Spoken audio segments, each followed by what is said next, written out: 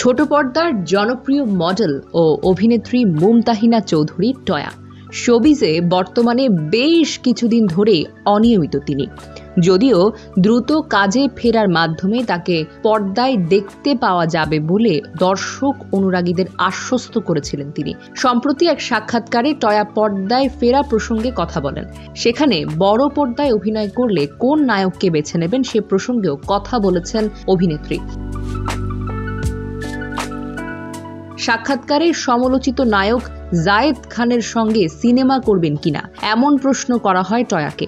জবাবে অভিনেত্রী বলেন, সবাই ওনার ফানি পার্টটাই দেখছে, কিন্তু এই ফানি মানুষটাকে দিয়েই এমন কিছু বের করানো সম্ভব যা এখনো কেউ আবিষ্কার করতে পারেনি।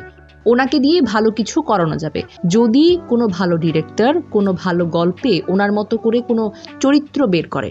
তার অভিজ্ঞতা আছে, অনেক সিনেমায় কাজ করেছেন, কাজেই ওনার সাথে মিল করে এমন একটি গল্প হলে বা গল্পটি ভালো হলে, ভালো কোনো চরিত্রে তার সাথে কেন কাজ করব না।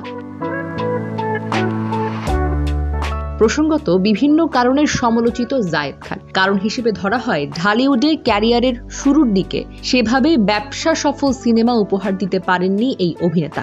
এছাড়াও তার অভিনয় দক্ষতা, সংলাপ উপস্থাপন, শারীরিক ভাষা, নাচ কম বেশি অনেক বিষয় নিয়ে প্রশ্ন উঠেছে, সৃষ্টি হয়েছে সমালোচনা। সাম্প্রতিক সময়ে দেশ বিদেশে নানা ধরনের প্রচারণামূলক কাজে দেখা যায় জায়েদ খানকে। কখনো এসব কর্মকাণ্ডের মাঝে তিনি অপ্রাসঙ্গিক মন্তব্য করে বসেন, যা নেট মাধ্যমে হাসি এবং বিদ্রূপের সৃষ্টি করে। ফলে এ নিয়েও অনেক ক্ষেত্রে নেটিজেনদের সমালোচনার তুঙ্গে চলে যান জায়েদ খান। তাই মনে করা হয় অনেক শোবিজ তারকা জায়েদ খানের সঙ্গে কাজ করতে কিংবা তার ব্যাপারে মন্তব্য করতে আগ্রহী হন না। তবে ভিন্নতা দেখা গেল অভিনেত্রী টয়ার ক্ষেত্রে। News desk, focus TV.